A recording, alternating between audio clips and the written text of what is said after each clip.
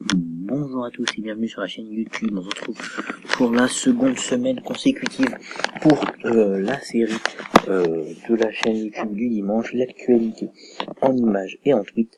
Et on commence sans plus attendre. Donc pour vous expliquer un peu le principe, c'est des tweets ou même des images que j'utilise, en fait c'est des images dans cette vidéo. Et en fait je propose des images et ça permet de revenir sur l'actualité. Il y a aussi certains trolls, les trolls les plus connus j'ai envie de dire, qu'on retrouve sur les réseaux sociaux et qu'on partage ensemble. Ça permet d'aborder un petit peu tous les sujets du foot de la semaine. Et comme ça, s'il y a des sujets qui vous intéressent, vous pouvez me faire part de ça en commentaire et on pourra en faire éventuellement une vidéo. Première photo, c'est donc un tweet qui dit donc les meufs sur Instagram vs les meufs en réalité. On voit une première image avec Marcelo, le défenseur du Real Madrid, et Dembélé, le joueur du FC Barcelone, et Jean-Michel Aulas.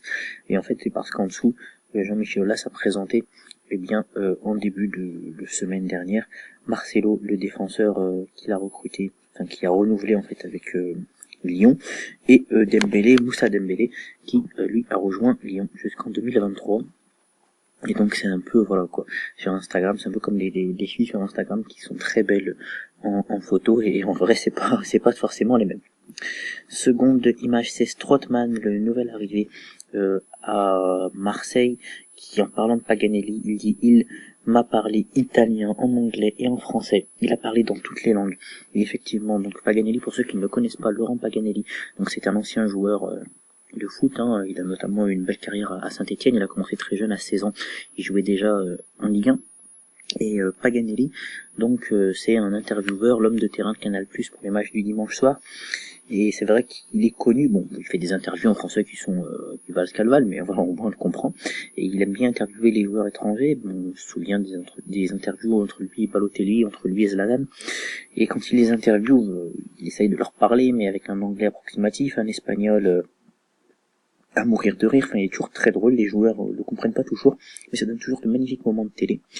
Il a essayé d'interviewer Strootman la semaine dernière, et visiblement le joueur ne s'en est pas encore remis, il n'a pas encore compris tout ce que Paganelli lui avait dit. En même temps, faut pas en vouloir à Strootman, Paganelli, il est très très difficile à comprendre dans les différentes langues qu'il emploie. Autre petite photo, cette fois une photo en lien avec l'équipe de France, et sur le Instagram, je crois, de Kylian Mbappé. Kylian Mbappé et Benjamin Mendy en fait qui sont ensemble, et Kylian Mbappé qui commente, on voit tous les deux qui rigolent un petit peu ensemble devant les supporters. Kylian Mbappé qui commente: laisse-moi tranquille, Benjamin Mendy 23, et c'est vrai qu'ils ont un peu une tête là comme s'ils avaient vu quelque chose de complètement fou, hein, tous les deux. Et on a en fait en dessous le commentaire de Benjamin Mendy qui dit: quand il y a une belle gadie dans le public, c'est vrai qu'ils ont l'air de voir quelque chose de très beau tous les deux. On sait pas qui c'est, mais en tout cas ils sont tous les deux omnibulés par quelque chose, donc je trouvais ça assez marrant, cette petite publication de Kylian Mbappé avec son ami Benjamin Mendy. Autre photo, alors ça c'est pas vraiment un troll, c'est plus une info, c'est tout à fait juste le Danemark en fait, qui donc a commencé une Ligue des Nations comme la France, et en fait eh bien, ils avaient au début choisi 23 joueurs, et ces 23 joueurs qui étaient donc les 23 joueurs habituels, ou presque quoi, comme on peut avoir en équipe de France, ces 23 joueurs ont finalement décidé de ne pas venir parce que certaines primes ne leur ont pas été versées d'après ce qu'ils disent, et donc le sélectionneur a dû faire une seconde liste, et sur cette seconde liste il a ajouté que des joueurs donc de 16 joueurs ou 15 joueurs, et dans cette seconde liste il n'y a que des joueurs de D2 ou D3, donc c'est comme si l'équipe de France devenait un jour, des gens faisaient une liste, se trouvaient contraints à faire une liste de joueurs de National ou de Ligue 2, donc c'est quelque chose d'assez cocasse, une info que je voulais vous donner pour ceux qui ne la connaîtraient pas. Autre petite image, celle-ci c'est celle d'Alphonse Areola. Alors pas de troll sur ce monsieur, juste un match magnifique avec l'équipe de France face à l'Allemagne. Cette semaine, ça a été l'homme du match, il a sauvé la France, c'était sa première sélection et il a été à la hauteur pour remplacer Hugo Lloris blessé et Steve Mandanda également blessé.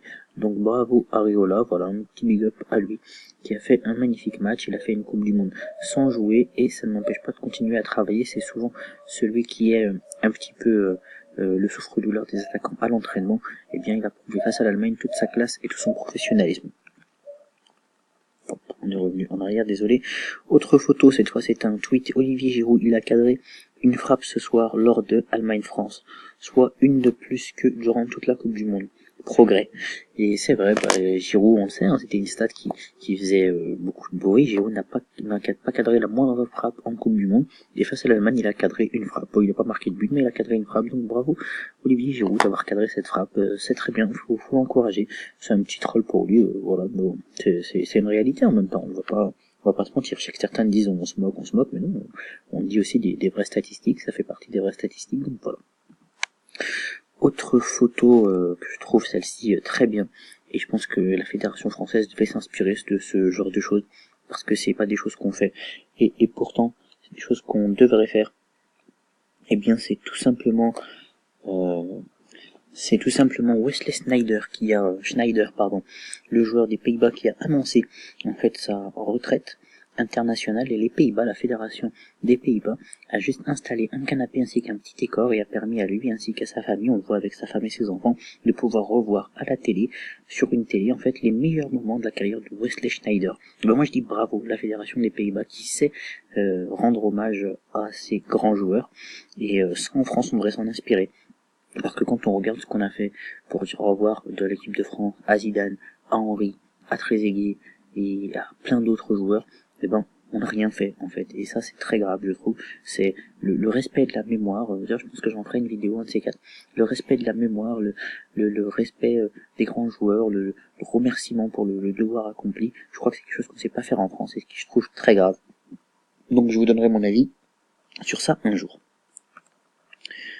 Autre photo, alors ce joueur vous dit sans doute rien, mais c'est un joueur en fait il faut savoir que le propriétaire du club de l'Olympiakos et le propriétaire du club de Nottingham Forest en Angleterre sont les mêmes personnes. Et en fait ce joueur que vous voyez ici intéressait tout simplement le club de Nottingham Forest, c'est-à-dire que le président du club de l'Olympiakos, qui est le même que celui de Nottingham Forest, voulait faire venir ce joueur à Forest, mais il n'a pas pu faire le transfert dans les temps, donc il a décidé de résilier son contrat à l'Olympiakos et il l'a engagé libre à Nottingham Forest. Alors c'est comme ça, c'est ces deux clubs, donc j'ai envie de dire il fait ce qu'il veut, mais c'est vrai que du coup c'est quelque chose d'assez c'est un peu ça fait un peu bizarre de voir ça, c'est-à-dire que il a viré son joueur pour le rengager ensuite dans son second club, donc c'est quelque chose d'assez marrant. Ce qui serait drôle, je crois que c'est-à-dire ces deux clubs du coup ne peuvent pas s'affronter dans des compétitions européennes. Donc voilà, pour la petite info. Autre image, celle-ci c'est celle d'un supporter, donc vous allez voir ici, de voir ici une personne sur un lit d'hôpital accompagnée de deux personnes. Eh bien, c'est un supporter péruvien qui se trouve ici, sur son lit d'hôpital, entre ces deux médecins. Et ce supporter péruvien, en fait, on lui a fait le plaisir de se trouver au plus près du terrain accompagné de ses médecins pour voir le match Pays-Bas-Pérou. Donc bravo à ceux qui ont organisé cette opération pour ce supporter. Alors je sais pas de quelle maladie il est atteint, mais en tout cas ça lui a permis d'être très heureux et de se faire ce plaisir d'assister à un match aux premières loges. Donc pour ça bravo à ceux qui ont eu cette idée, je trouve ça très bien. Autre image, alors ça c'est un petit clash entre guillemets, enfin un petit clash, une petite rigolade par rapport à la VAR. Donc c'est la VAR, donc la nouvel assistant vidéo qui a été mis en place depuis la Coupe du Monde, la VAR versus Pavard, et effectivement Pavard qui a pris un coup lors du match France-Allemagne, il a une trace de crampon sur le cou qui est très impressionnante, Benjamin Pavard, d'ailleurs big up à lui et force à lui. Autre image, cette fois, c'est une petite statistique qu'on a trouvée également sur Twitter. Benzema, 1200 minutes sans but. Giroud, 1000 minutes sans but. Quand c'est Benzema, tout le monde jouait les comptables, alors que le gars avait Sissoko, Valbuena et Cabaye avec lui. Giroud se fait servir par Griezmann, Pogba ou Mbappé, mais tranquille, il défend bien. Effectivement, il y a une différence de traitement, on l'a toujours dit sur la chaîne ici, il y a une différence de traitement entre Benzema entre Benzema et Giroud. Pourtant, voilà, Benzema, c'est vrai qu'il n'avait pas la chance d'être avec autant de bons joueurs que Giroud peut l'être aujourd'hui, mais bon, on va pas rentrer dans cet éternel débat. Quoi qu'il en soit, c'est une stat que je voulais vous donner. Voilà, on arrive au terme de cette vidéo, on a fait le tour de la semaine. J'espère que cette vidéo vous a plu, l'actualité en troll et en tweet. N'hésitez pas donc à partager la chaîne, à liker, à commenter. Comme je vous dis, c'est une série que j'aimerais voir monter, donc si elle monte, c'est grâce à vous. Vous êtes aujourd'hui plus de 510 sur la chaîne, je vous remercie. N'hésitez pas donc à partager cette série à vos amis, à tous ceux que vous rencontrez, Et on se retrouve la semaine prochaine pour un prochain épisode. La prochaine vidéo, comme vous le savez, elle aura lieu mercredi. Salut!